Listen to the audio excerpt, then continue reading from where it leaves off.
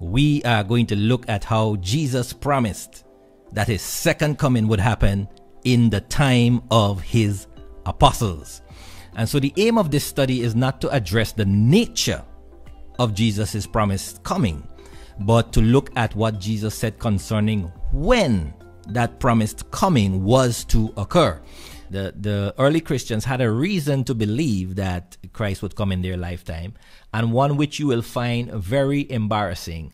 Their master told them so. Yes, Jesus did tell his disciples that he would return in their lifetime. And this is what C.S. Lewis said. Okay, so don't think that I am cuckoo and way out there.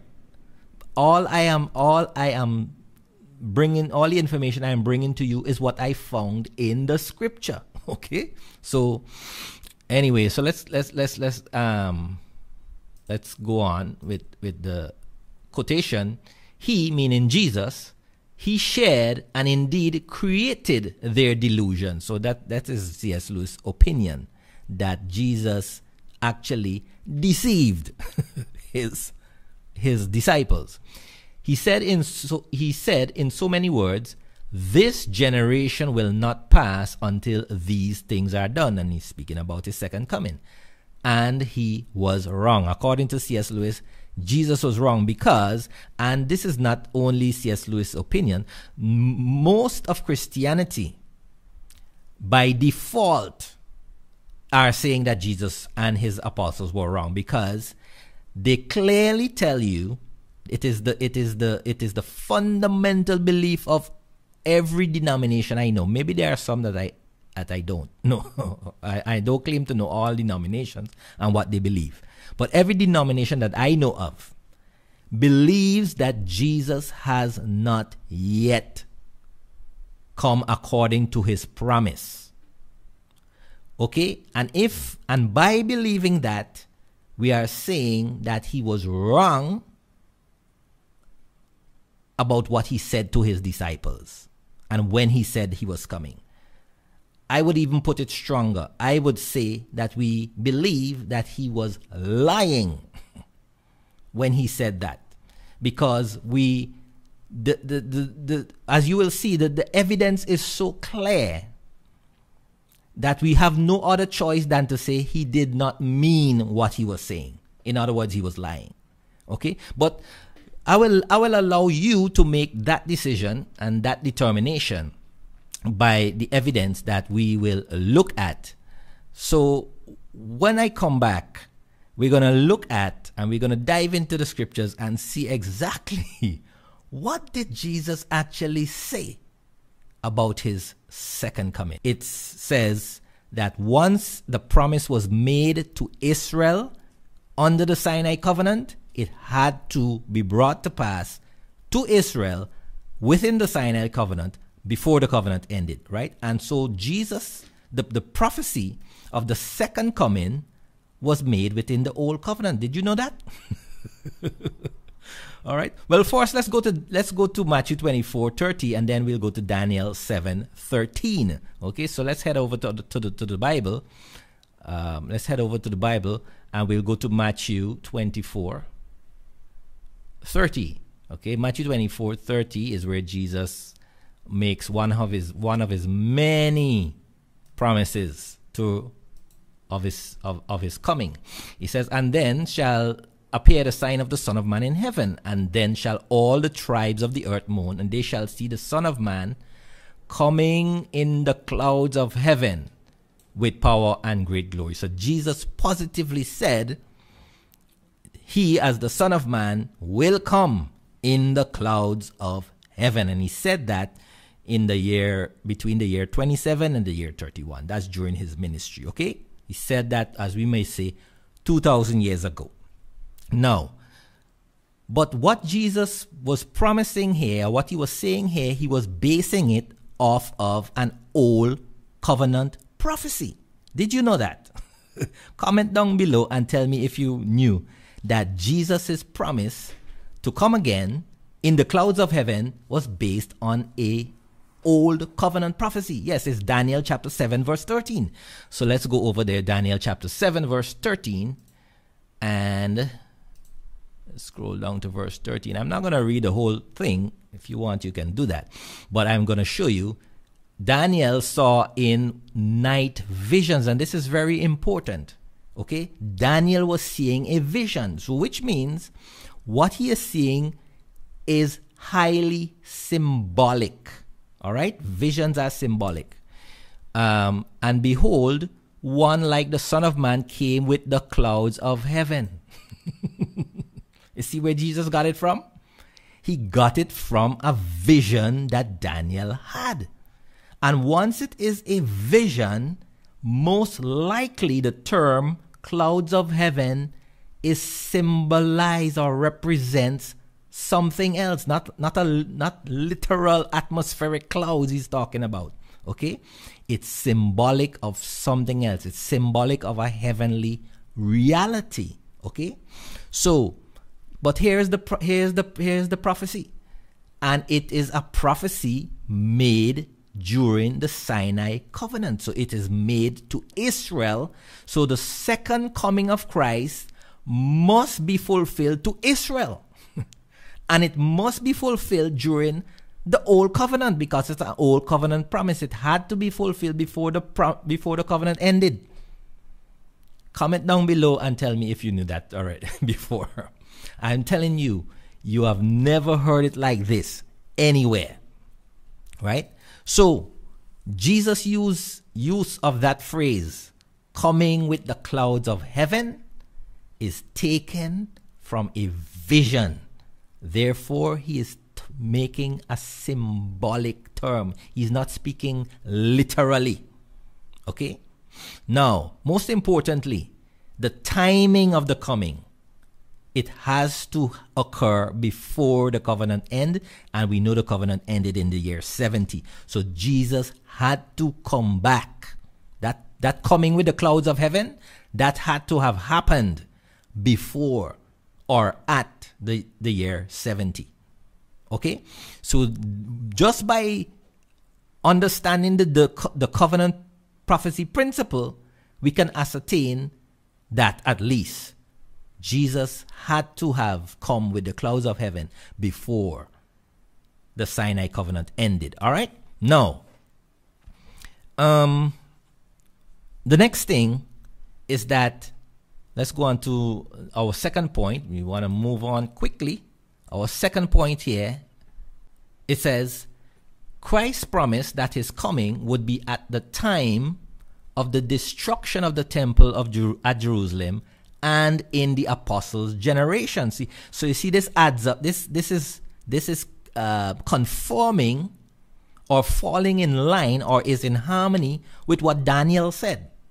Okay, because remember, Daniel is a prophet his prophecies were really focusing on the latter days. His prophecies were focusing on the time of the end. Okay, and we have to say the end of what? It's the end of the old covenant, the end of Israel as God's people, right? Exclusively God's people. So Daniel puts the second coming in the time of the end, right? So now here is this second point, Matthew 24. We're going to read Matthew chapter 24 from verse 1 to verse 33. Right? And we will see that Christ in that chapter, also in Mark 13 and in Luke 21. Let me put them here. They just came to me. Mark 13 and Luke 21.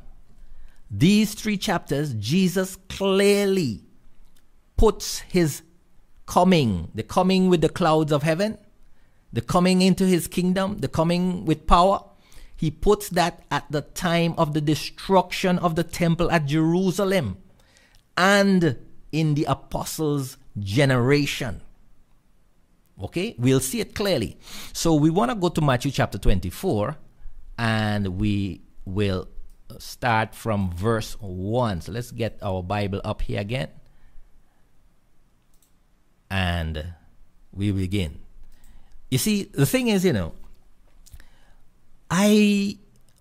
believed for 19 years that Jesus' coming would be future to my time. And I believe that not because I actually read what Jesus said in terms of going from verse to verse to verse to verse, but I believed it based on commentaries, from Bible studies, from devotionals, from reading books, listening to pastors and preachers, and watching people on television and YouTube. But I never actually sat down and read the thing myself.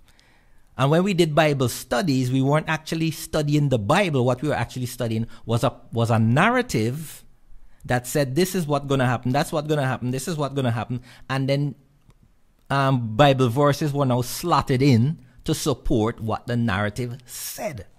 But now we are going to actually read what Jesus said, and we'll see if it matches with what the narratives say. Okay, so we're going to begin from verse 1. Matthew 24. And Jesus went out and departed from the temple, and his disciples came to him for to show him the buildings of the temple. This is key. So the scene is set. The focus of Matthew 24 is the buildings of the temple at Jerusalem. Okay? And Jesus said unto them, see ye not all these things? What things? Obviously, the buildings of the temple. Okay? Verily I say unto you, there shall not be left here one stone upon another that shall not be thrown down. Okay? And as he sat upon the Mount of Olives, the disciples came unto him privately, saying, tell us, when shall these things be? What are these things? When will the buildings of the temple be thrown down? When will there be left not one stone upon another? That's these things they're asking. Notice this is the question they're asking. When will the temple at Jerusalem be destroyed? Now, remember, if you have been following my previous studies, you'll remember Daniel chapter 9, verse 26 and 27 talks about the destruction of the temple. Okay? And it puts the destruction of the temple at the end, at the consummation. Okay? And remember, Daniel is an old covenant prophet. So the consummation of the old covenant is when the temple would be destroyed. So they ask, when shall these things be? And when shall be the sign of thy coming and of the end of the age? The word world here is the word eon. So they were not asking for the end of the globe. They were asking for the end of the age. And which age were they in? They were in the old or the Sinai covenant age. They cannot be asking for the end of the new covenant age, because the new covenant age did not happen until maybe several years later. Okay?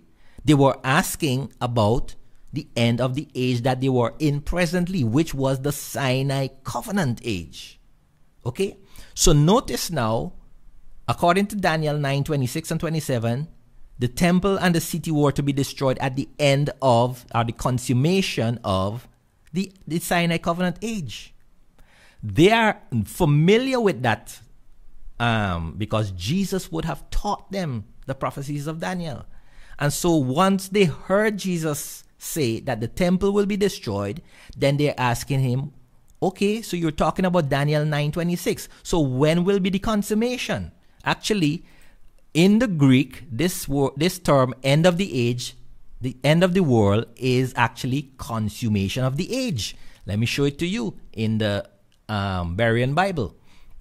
Look what it says. What is the sign of your coming and the consummation of the age, right? Again, so they're asking for, when will the Sinai covenant age consummate? When will it end? They're not asking about the end of time. They're not asking for the end of the planet. They're asking, when will the Sinai covenant age end so that we can go into the new covenant age, the age of the Spirit. Okay? So, now why are they linking his coming with the consummation of the age? Because, again, Daniel, what we read in Daniel chapter 7, verse 13, puts the coming in the clouds. It is a latter day sign. It's a latter day prophecy. It's an end of the age prophecy. Daniel is a prophet. His prophecies were to come to pass in the time of the end. Okay? So therefore, they understood that Jesus, his coming with the clouds still had to happen, but it had to happen before the consummation of the age. All right? And we'll see Jesus say it. We'll see it as we go down. So don't, if your mind is a bit confused, it's confused not because of what I'm saying. It's because the narratives are clashing. What you are reading here, you're trying to reconcile it with what you have been told by your denomination. And it's going to cause a bit of confusion. All right? But let's read on, and hopefully it's going to clear up. So remember the question they are asking. The primary question they're asking is concerning the destruction of the temple. Daniel 9, 26 and 27 says that will happen at the consummation, at the end. The disciples are also asking about the consummation of the age, right? So they are in line with Daniel, what Daniel had predicted. So, but let us see about the coming. Daniel 7 had said the coming would also happen, okay, in the end. So, let's see. Let's continue with the King James. Okay? So Jesus is now answering. Jesus answered and said unto them. Okay? So he's saying unto his disciples. So he's answering the question he was asked. When is the temple going to be destroyed? What is going to be the sign of that destruction and of his coming, and also at the end of the age? All of these things are synonymous or contemporary with each other. You know, I was taught that they are separate events. So the temple will be destroyed, and then thousands of years later you will have the coming of Christ and the end of the world. No. All of these things were synonymous. The temple, the destruction of the temple, the end of the age, the coming of Christ, all were happening in the same period of time.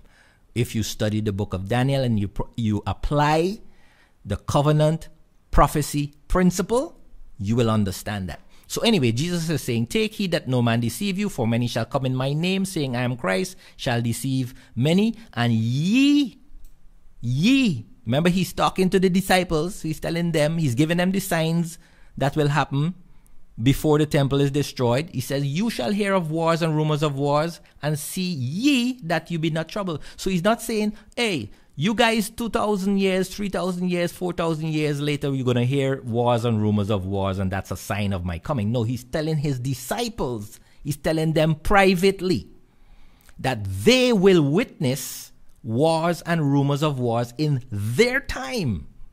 So, and he told them, be not troubled, for all these things must come to pass, and the end is not yet. So they will have wars and rumors of wars before the end of the old covenant age. That's the end he's talking about. The end of, remember they asked him, what are the signs of the end of the age or the consummation of the age, right? So he says, okay, the old covenant is not going to consume yet. Okay? They have to have these wars and rumors of wars. Then he says, nation shall rise up against nation, kingdom against kingdom. There shall be famines, pestilence, earthquakes, diverse places, and so on and so forth. And many of these things, you see them recorded in the book of Acts. We saw famines in the book of Acts. We saw earthquakes in the book of Acts. All of these things were happening during the time of the apostles as the time progressed up to the destruction of the temple, because that was the issue. That was the question they asked. He says, all these are beginning of sorrows. Then they shall deliver you. Who? Who shall they deliver? The apostles. You remember in the book of Acts, they had persecution. In Acts chapter 8, it talks about Saul of Tarsus, how he led the persecution against the Christians. He got letters from the high priest and so on, so that he may imprison some of them and he can kill them and so on. Yeah, so there will be persecution. Jesus told them they will be delivered up to be afflicted. Some shall kill you. You shall be hated of all. And the word nations there is people. You shall be hated by all people, or even tribes. This word could be translated as. Let me give you the lexicon for it. It says ethnos, a race, or a tribe. Okay, so it could be talking about not necessarily countries, but it could be talking about the various tribes that existed in the time of the apostles. And then many shall be offended and shall betray one another and shall hate one another. It's talking about the persecution that the early church went through, and how because of that persecution some betrayed one another and so on. And many false prophets shall arise and deceive many. All of these things, you remember the context of the question. When will the temple be destroyed? What is the sign? And Jesus gave them all the signs. These are all the signs leading up to the destruction of the temple and of the end of the old covenant age. He says, because iniquity shall abound, love of many shall wax cold, but he that shall endure to the end. Which end? Is he expecting his disciples to live until the end of the globe? Does he expect them to live 2,000, 3,000, 4,000, 5,000 years until whenever this planet ends? No. The end here is the end of the old covenant age. You can't expect his disciples to live until the end of the world. They are living until the end of the Sinai covenant age. Some of them would have been alive to see the old covenant ended. They would have seen the destruction, the temple destroyed.